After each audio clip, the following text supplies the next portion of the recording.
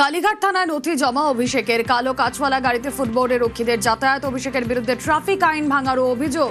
কথা বলবো, রৌনক রয়েছেন আমাদের সঙ্গে। রৌনক, দেখো, একদমই অভিষেক বন্দ্যোপাধ্যায়ের বিরুদ্ধে ট্রাফিক আইন ভঙ্গ করার ইতিমধ্যে অভিযোগ করা হয়েছিল এবং সেই মর্মে কালীঘাট থানার তরফ থেকে অভিষেক বন্দ্যোপাধ্যায়কে নোটিশ সার্ভ করা হয়েছিল এবং সেই মতোই সেই নোটিশে উত্তর দিলেন অভিষেক বন্দ্যোপাধ্যায়। কিন্তু যে নথি তিনি জমা করেছেন, যে সংক্রান্ত নথি তিনি ইতিমধ্যে থানায় জমা করেছেন, সেই নথিতে কিন্তু সন্তুষ্ট নয় পুলিশ আধিকারিকরা, এমনটাই আমরা সূত্রটা জানতে চাচ্ছি। কারণ সেখানে ড্রাইভারের গোটা ডিটেলস সহ কেন তিনি সেই সময় গাড়িতে থাকা সত্ত্বেও বাইরে এরকম নিরাপত্তারক্ষীরা ঝুলে যাবেন যেখানে ট্রাফিক আইন ভঙ্গ হয়েছে, তার যে এক্সপ্লেনেশন তাতে কিন্তু সন্তুষ্ট নয় পুলিশ আধিকারিকরা, এমনটা আমরা সূত্রটা জানতে পারছি।